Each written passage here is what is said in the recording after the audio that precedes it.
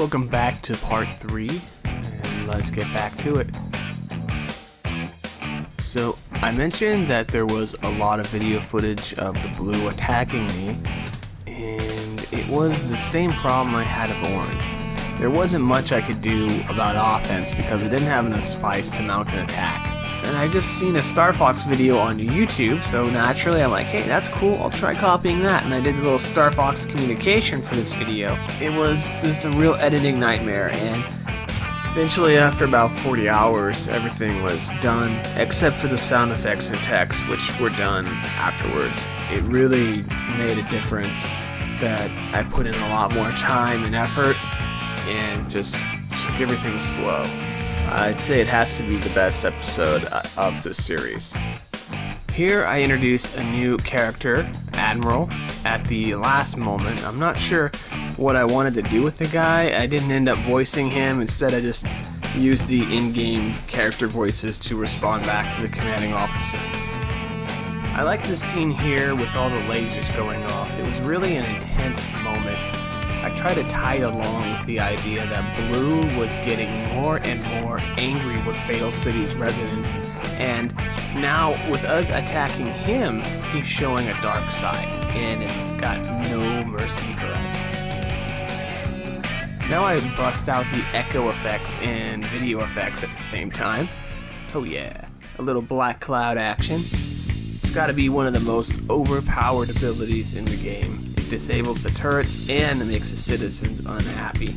It made taking over the city a real cakewalk. So that left us only needing to capture one more city to use our super ability, Fanatical Uprising. Here, Blue starts showing how unstable he really is. He alludes to the fact that he's got some missiles and could start going all North Korea on us, so we have to be a little bit more careful. Right after we took the city, Blue began trying to reclaim it and sent wave after wave of attacks.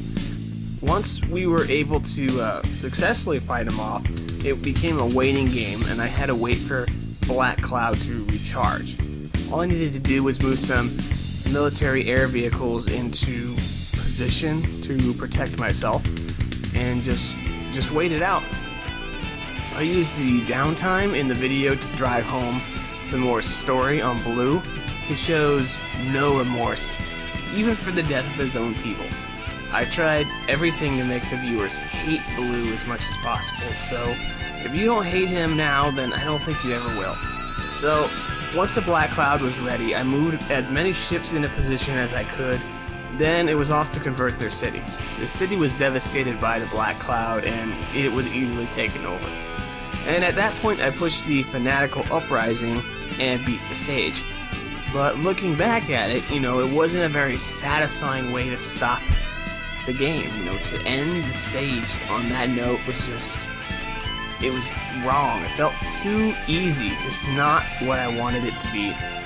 And since I'd already been writing the story, I said, I'll make my own ending. And I'll begin to craft it. So I had a little storyboard, and I worked out, how I wanted to end it. And so, before I even finished part 9, I had begun work on part 10, because I needed to know how I was going to really end it, and I needed to set it up. Coins did not die in the original version I had planned out for part 10, but as editing went on, I saw more and more opportunity to twist the story and make it more unique. After I goofed off for a while on YouTube, I came across the idea of stopping time. And I wasn't sure how good of an idea time stop would be for him. And then I got the idea to combine the time freeze with the dual ending that I've been working on.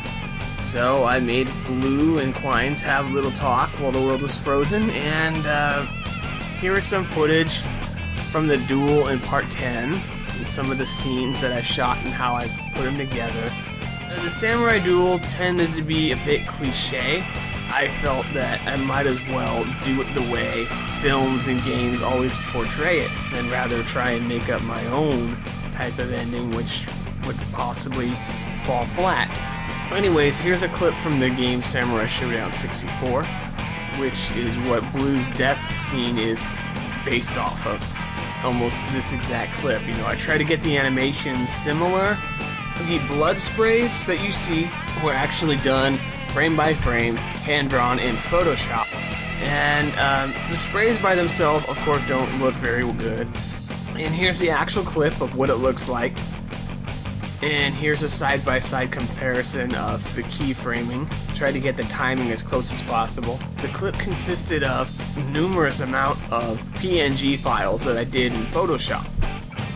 I had watched a video on YouTube called Kleiner's Revenge. It was a machinima done with Gary's mod, and it was well done. It captured the essence of a samurai duel so well that I was convinced that I could duplicate it to an extent on my own.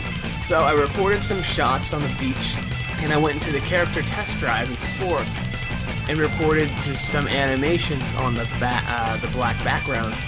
I grabbed a fail, I just walked him out to the beach, filmed his actions, and he got restless. He tried to walk around a bit, and after a while, you know, he starved, and that's the clip of him falling over right here. And, you know, I really wish you could turn off the little thought bubble thing. That would have made recording a hell of a lot easier. But, you know, it's like, you can turn off the UI, you just can't turn off the thought bubble.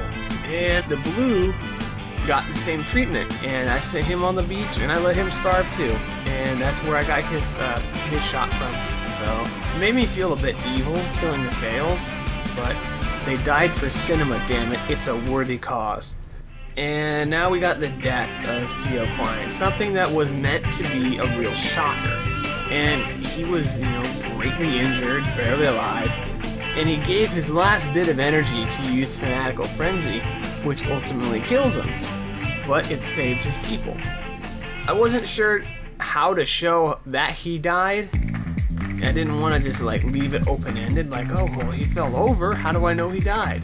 I found a clip of an EKG, and I was able to superimpose the clip, and at first I didn't like how it looked, and I chroma keyed out the black, and I said, hey, now it's starting to look kind of good, so I took down the opacity, I made it multiply mode, and then it fit nicely right on top of the video. He didn't survive, folks. I'm sorry. He's gone. But he is not Fail. He may have been the star of the past episode and a half, but he is not the only Fail. So let's just take a step back and realize that they are a whole society, not just one person. Not one Fail, sorry, not a person, a Fail. Anywho, we cue the Barbra Streisand music, which will make us sad. And I was worried about using this song because YouTube is being pretty anal with their music right now, taking down everything or just turning your audio off. And as for what happened to Fails, the Fails got control of their planet. And you might be asking why I didn't show the space stage. Let me put it this way. What more could I possibly show? If you've played Space Stage, you know it consists of nothing more than setting up spice trade routes, fighting off pirates, making deliveries for other species, and stopping eco-disasters. That's as far as it goes. And it's a never-ending stage. Yes, I can go to the center of the galaxy, but what do I do there? I fight the Groks. Great, fighting. And after portraying Fail as a peace-loving society, it would be counterproductive to show videos of him blowing up somebody. Believe me, I looked long and hard at Space Stage, and even though I was able to create story for the Civ phase, that was because it had actual conflicts going on to help steer me in a direction. In space, the game can either be as dull or as repetitive as you want it. Take your pick. Now, it's not to say that there can't ever be a new episode. I got Galactic Adventures right here, and I'm currently tinkering around with it to see what it is capable of from a visual standpoint. I don't know the limits of the program yet, so possibly an episode or two could be released in the future, but don't hold your breath. You know, everything would have to fall into place. And if anything, it would be kind of a spin-off. But, you know, it's all an idea stuff right now, so it's nothing. I'm not Gene Roddenberry, so don't expect gold to be coming out of me. Well, okay, that's gonna do it for me. I hope you enjoyed this series, and I hope you liked the commentary. Maybe it explained a few things better. And feel free to leave a comment saying what you liked, or if you don't want to say anything, you can just rate the video. Anyways, thanks again. This is Over 9000 Productions saying later.